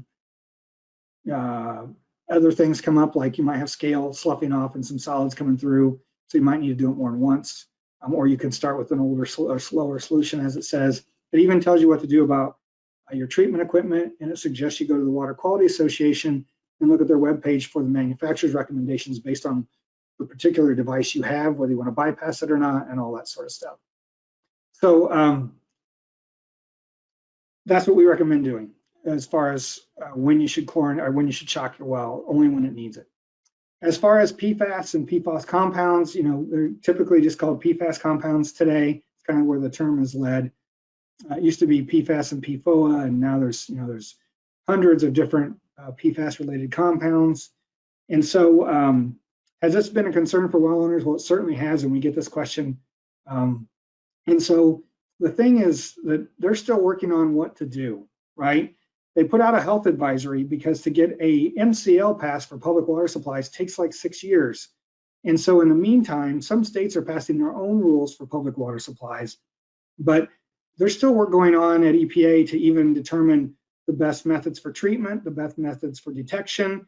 There's only certain labs in the country that can do it, although that's growing.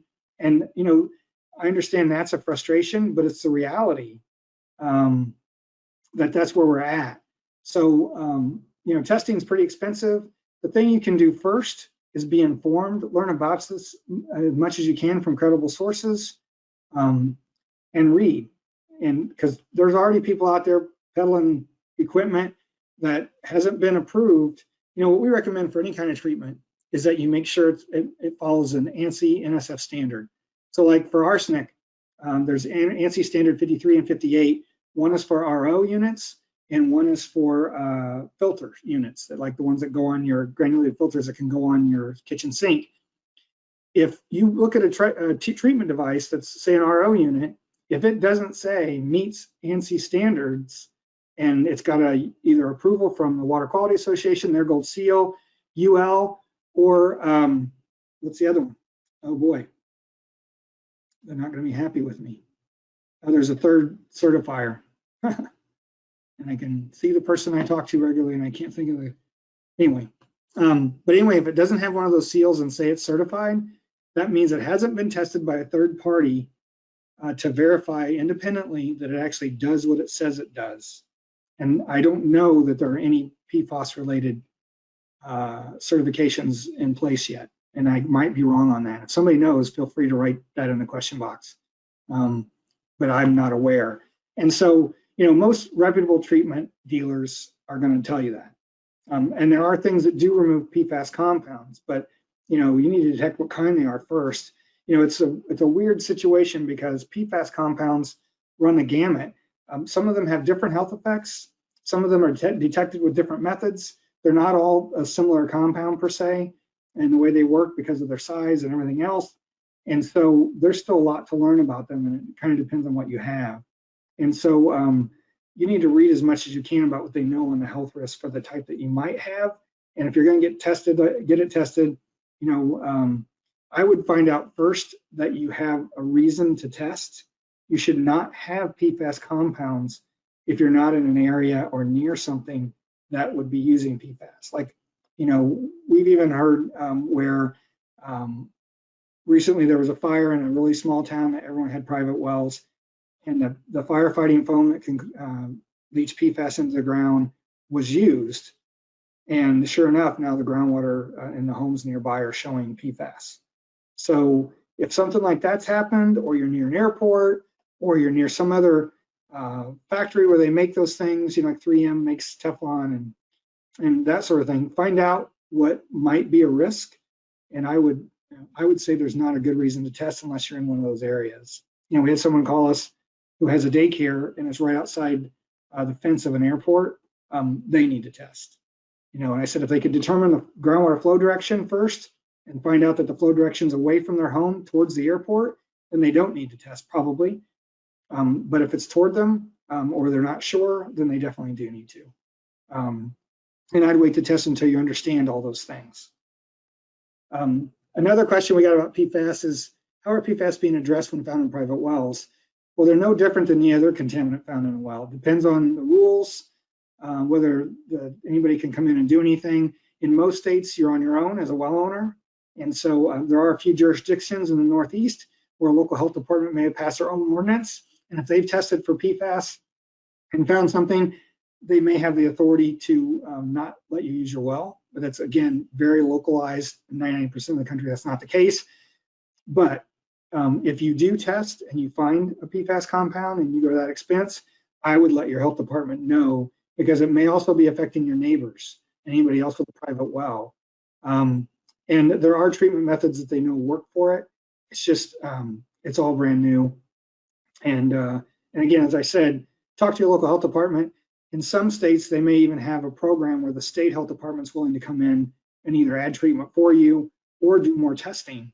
You know, and like one of the first instances of PFAS compounds being detected was in Minnesota, like in 2003. So the Minnesota Health Department's been on this for a long time, and they have experts who know a lot more about PFAS than most people in the country.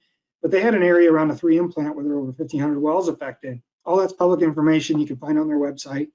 And the state's got involved and helped working with 3M to remediate all of those folks, either putting them on public water or finding other sources.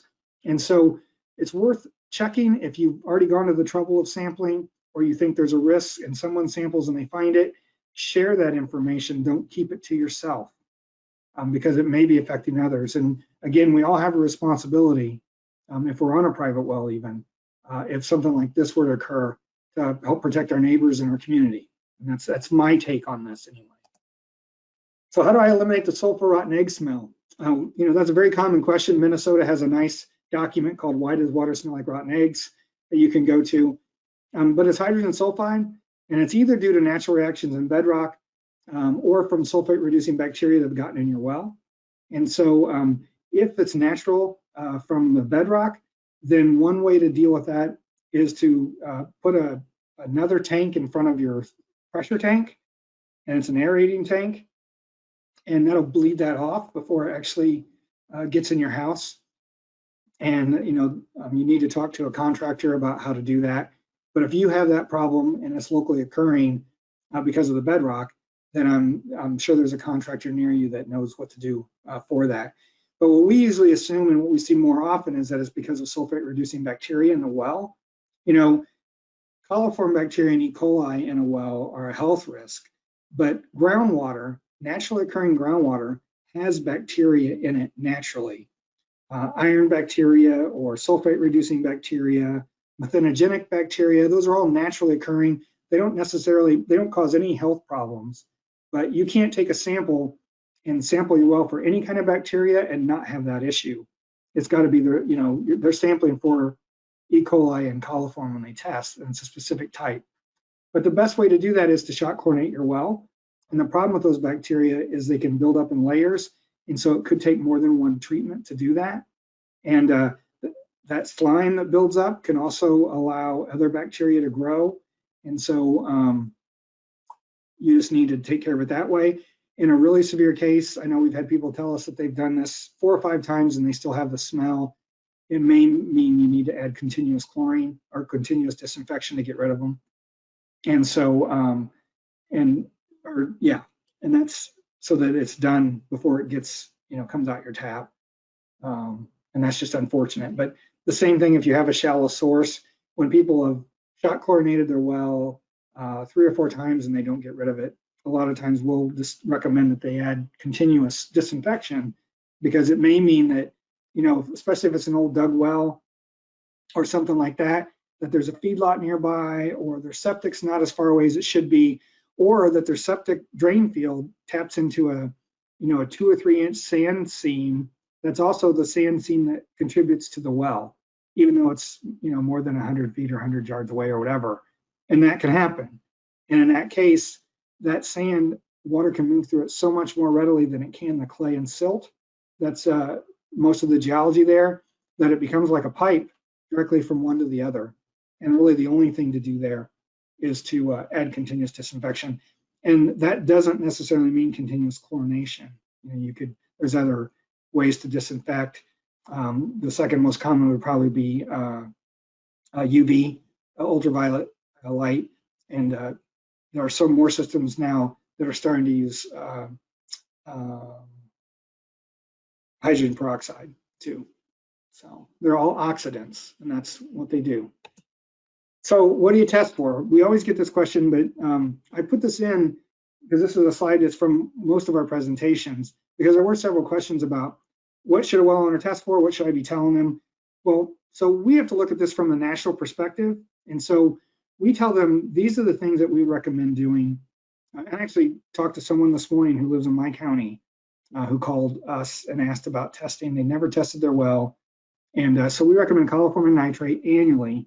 And again, that's as much to help you identify that a well is protected at the surface as it is anything else. Coliform bacteria doesn't cause illness, it's E. coli, but if you have coliform, that means there's a pathway in, and you could have E. coli problems. Nitrate obviously affects babies and pregnant women, blue baby syndrome, but the jury's still out on whether nitrate causes any other health effects. There's been limited studies that show it can be a carcinogen, but not enough that they've actually changed any rules for it.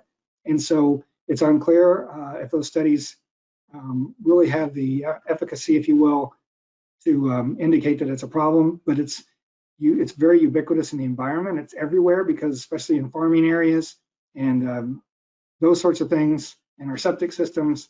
And so if you see it at elevated levels, it means there's likely a shallow source and it's getting in your well. Everything else here is really about just being a good steward and understanding what, things like pH you can use for other things. Alkalinity is the same way. And as some things like arsenic or fluoride, there are areas in the country where there's naturally occurring fluoride. And if you have elevated fluoride, communities put it in their water supplies because a little fluoride is good. It helps tooth decay. The studies unanimously have showed that adding fluoride in community water supplies has reduced tooth problems dramatically in our country. So that's why it's done. But you can have it at levels that are too high, and that is a health risk. And so if you're in an area with fluoride, it should be fairly consistent, just like arsenic. If you have arsenic at 20 ppb, I should be able to go back in 10 years and sample your well, and it's going to be at 20 ppb in the natural groundwater. It's because of the formations, it's naturally occurring. It's the seventh most common element in the Earth's crust. All those reasons, when you have arsenic, you have it. When you don't, you don't. And it's just that way. Some states have told us, we don't even have a lot of material for our community water supplies related to arsenic because we just don't have it in our state. But a lot of states also do. So, but the other part of it is it's situational and based on where you live and your well depth, what source aquifer you're in, if there are known contaminants. And I'm going to show you a couple examples of that here. Massachusetts has this on their DEP webpage. You can enter your address and it's going to tell you whether you need to be concerned about arsenic or uranium. They have it in their bedrock. If you have a bedrock well, and they tell you here through this, you can use it. This map tool is really just there for your benefit. And so it's something they put out because they know they have that issue in their state. So it's worth you as an EHP in that state to understand these things exist. And other states have other things. State of Rhode Island has this map on their webpage. The little dots are all old orchards where there's so much arsenic was used in the past that now the soil is totally contaminated with arsenic in those areas, and some of it seeped into the groundwater. But the big splotch is why I show this slide, and I show it every time.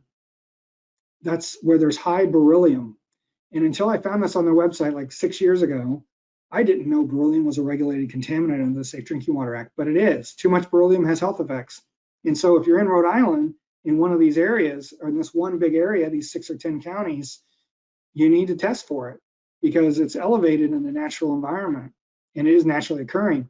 I've never given advice to sample for beryllium anywhere else. I've never seen it show up. I'm sure there are other states that have it, but not in the information I've ever come across. But it's a great example of why you need to contact your state health department and ask, and also look at your source water agencies and what they know about the water quality of the various aquifers in your area. And then some states like Wisconsin have gone a step further. So Wisconsin's drinking water program is through their DNR.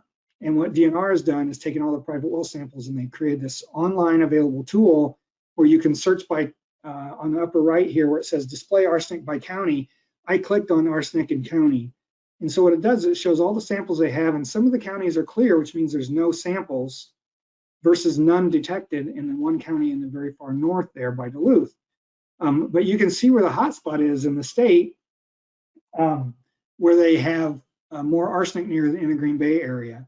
So that helps me if I'm a person who's going to move to that area, or if I live in one of those areas, then I know I probably need to be concerned, where most of the state has less than 5 micrograms per liter as their average. So yeah, it's just, we expect more states to be going to this, and we know some states are developing those GIS capabilities through their departments of health, or some have grants from CDC where they're showing more of that information. I know Maine has a great program where they're showing all of their private well analysis and aquifer samples that are available as maps where you can see that information. And New Jersey, because of their sampling, they've been able to use that information to create regional maps to show where there's high things in their aquifers as well. So just be aware of all that. That's the whole point. So does your private well ever need to be treated? Chlorine. Well, treatment should only be needed when sampling indicates there's a problem. I've mentioned that already, and that doesn't necessarily mean there's a health risk. It could just be smell, taste, odor, or staining. You know, a lot of things cause those that aren't a health risk. So, you know, that smelly water that smells like rotten eggs isn't harmful to you, but it's just not a, it's why it's called a secondary standard. What I've gone to leaning toward is the New Hampshire Department of Environmental Services developed an online tool. They vetted this as a state agency, so it's unbiased treatment advice. And I recommend people go there with their sample results. It's called the Be Well Informed tool, and a number of states have gotten the code from them and plan to develop their own. I haven't seen any of the others out there. I think maybe Massachusetts might have it.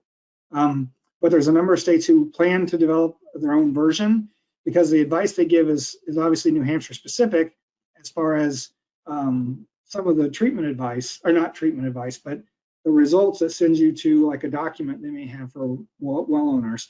But the treatment advice is based on what's available for standards for treatment that's known to get rid of that type of contaminant. And so you can also go to the Water Quality Association.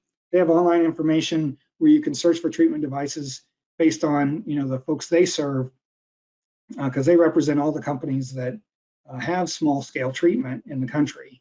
And so you can look at what devices they have and who makes them, what information is available for each.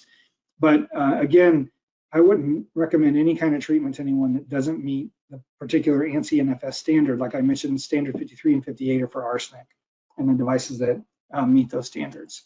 So this is the tool. Go to their web, you can just Google this, Be Well Informed Guide. It'll come up, one of the top posts on Google. But if you click on the green thing at the bottom, it says enter your well test results.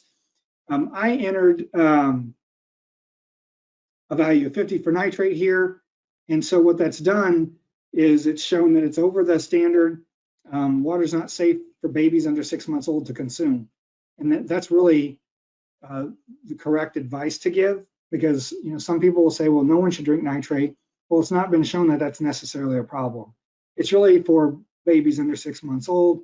And we also tell pregnant women they probably shouldn't drink it just because, just to be safe, I guess. But then below that, it tells you what treatment systems remove nitrate, and it's a point of use RO system. And so that would be a RO system under your sink at your kitchen tap. It would mean that you'd want to use all your drinking and cooking water after that RO unit.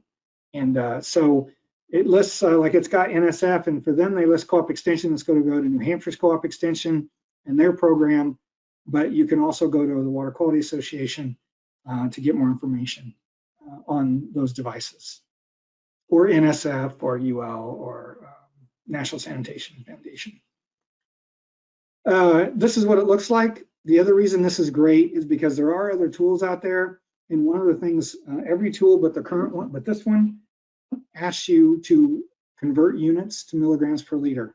This one has a drop down, which I meant to show here and I didn't, but you can put anonymous in for the town at the top if you're not in New Hampshire, which is nice. But then it has a drop down, so if your lab provided your units, like for arsenic in ppb or micrograms per liter, and the value is 10, that's 0.01 milligrams per liter. And so you, instead of having to convert that yourself and maybe messing up the units, you can just use the units that it came with. And we find that's really a problem. If you take our class, there's a pre-test and a post-test, and one of the questions asks you to convert from, I think it's from ppb to milligrams per liter or whatever, and only 27% of people get that question right. And so units are tough for people. If you're far enough away from high school or college where you aren't using that every day, it's easy to get confused. I don't use math every day. I certainly start losing stuff too. And so it's an advantage, as well as then that they have the treatment information on there as well. What testing is recommended if radionuclides may be present? And so I included what was in that list that we just looked at, because those are going to be the most common things. And the fact that NHDES recommends it as one of the common tests, that's what I would tell you. I'm not a treatment expert, and I'm not an expert on radionuclides. And so I rely on other people when I need to, which is why when I said, we get to a question I can't answer, if I didn't answer it and you really expect an answer, email us and I will find an answer. We rely on a lot of folks, at EPA's Office of Research and Development, some state agencies, we've developed a good relationship with them. There's a lot of Water Quality Association, they're always helpful to us, and as well as others, some researchers and things like that. So we will find you an answer. because certainly there's so much to know about private wells. There's no way any one person is going to have all the answers for you, and that's just the way it is, which is why we need to work together. Radon. So someone else asked about radon, and so this is what I was able to find about radon. It is mainly an inhalation issue, but it also can be in drinking water. It's really difficult to test for. You have to use a special procedure where you're basically inverting a bottle, and we can get you more information on that, but a lab should be able to tell you that as well. But EPA estimates that there's about 168 cancer deaths per year from radon nationally. And so 89% of that is from breathing in the air, but 11%, which is 18 people or so, it's caused by stomach cancer from ingesting it from their water. And so very rare in that case, in my opinion, but it certainly does happen. And if I had a chance to test for radon in my water and could remove it, I would. There are certain areas. And if you have a lot of radon and you have a device in your basement to remove radon, then it might be worth looking because it's down in the ground.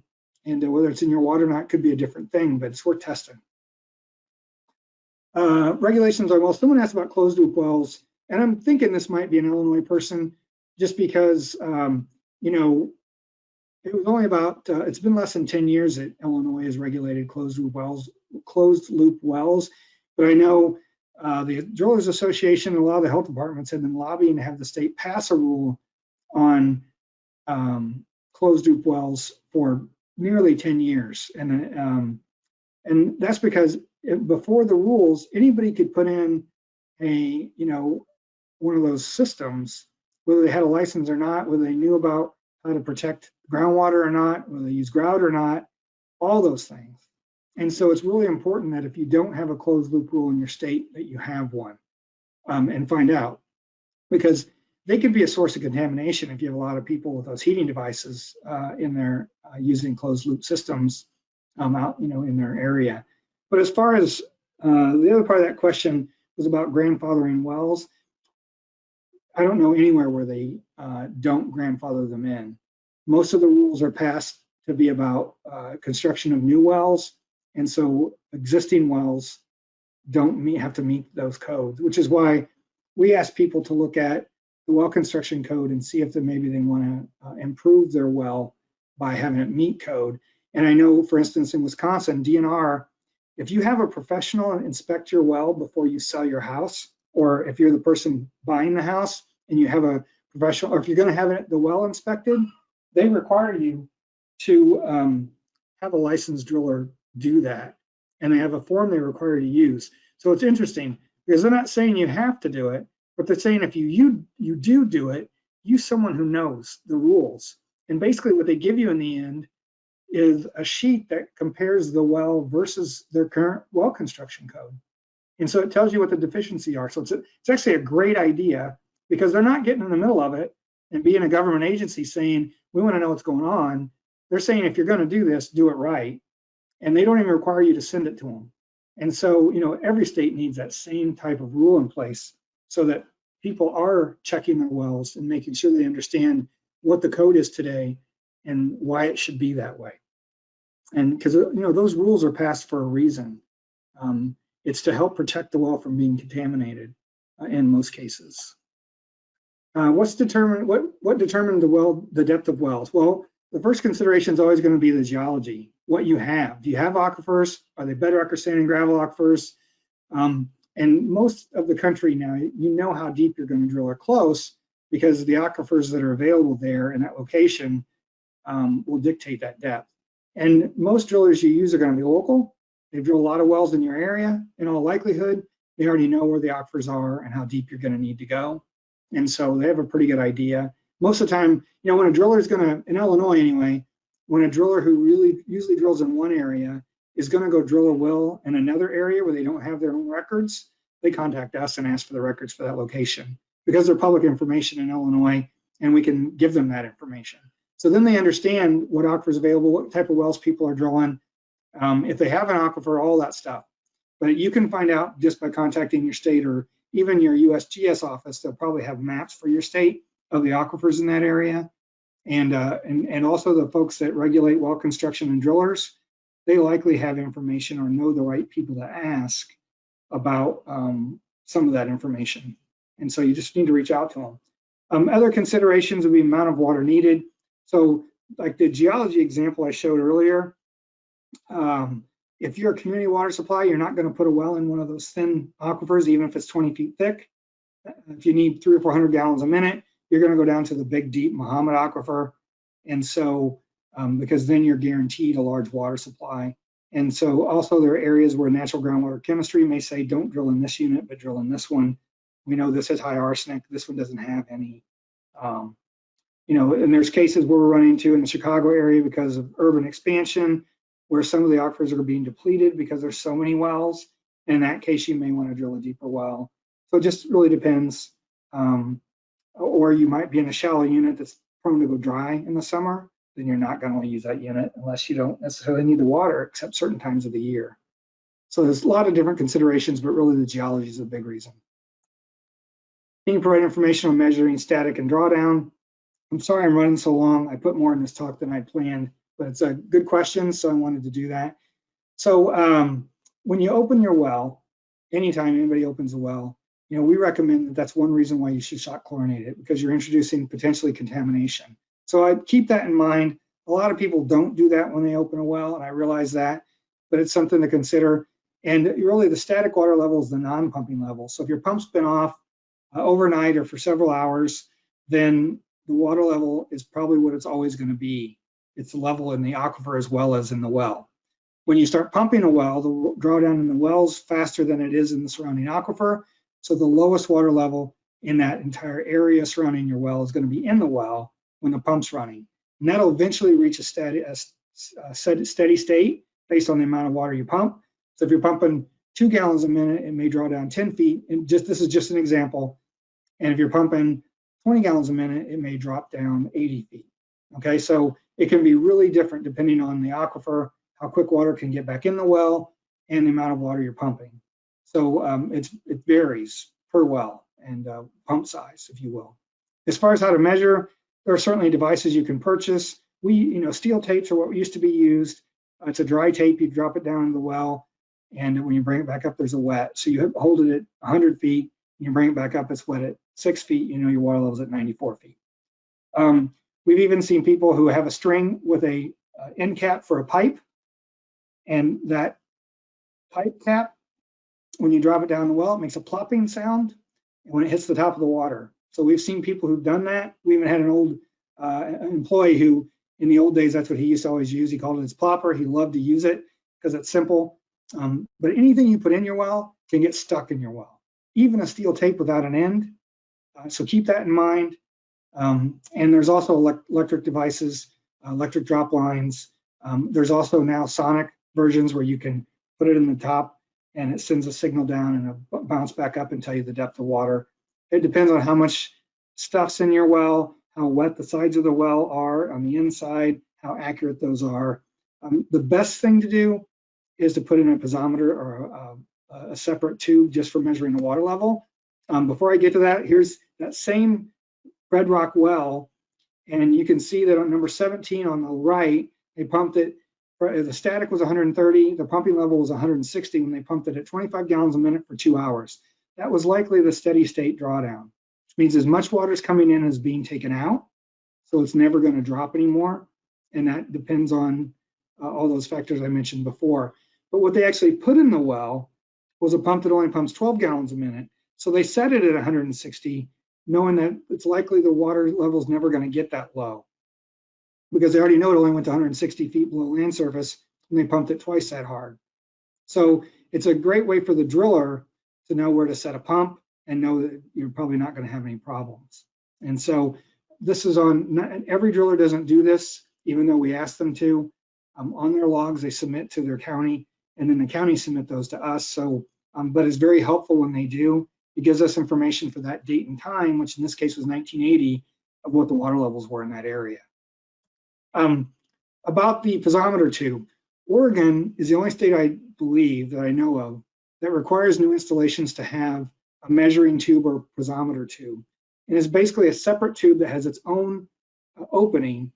That's 3/4 of an inch is what they require here, that you can go put a tape down in and measure the water level. You don't have to open up the whole cap. because the water level is likely higher up in the well, the water you're touching with your device isn't going back down into the well necessarily, depending on how deep your pump's set. And so it's a safe way or safer way to measure the water level, because water works under pressure. If I put 2 straws in a glass of water, the water level in the straws is the same.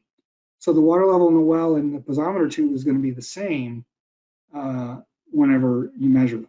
And so you're actually measuring the water level in the well because it's under pressure again. So when is it best to collect a sample from a faucet in the house? I kind of explained this. We collect 2, one at the kitchen tap and one at the outside spigot. So you can get a difference between source water quality and drinking water quality.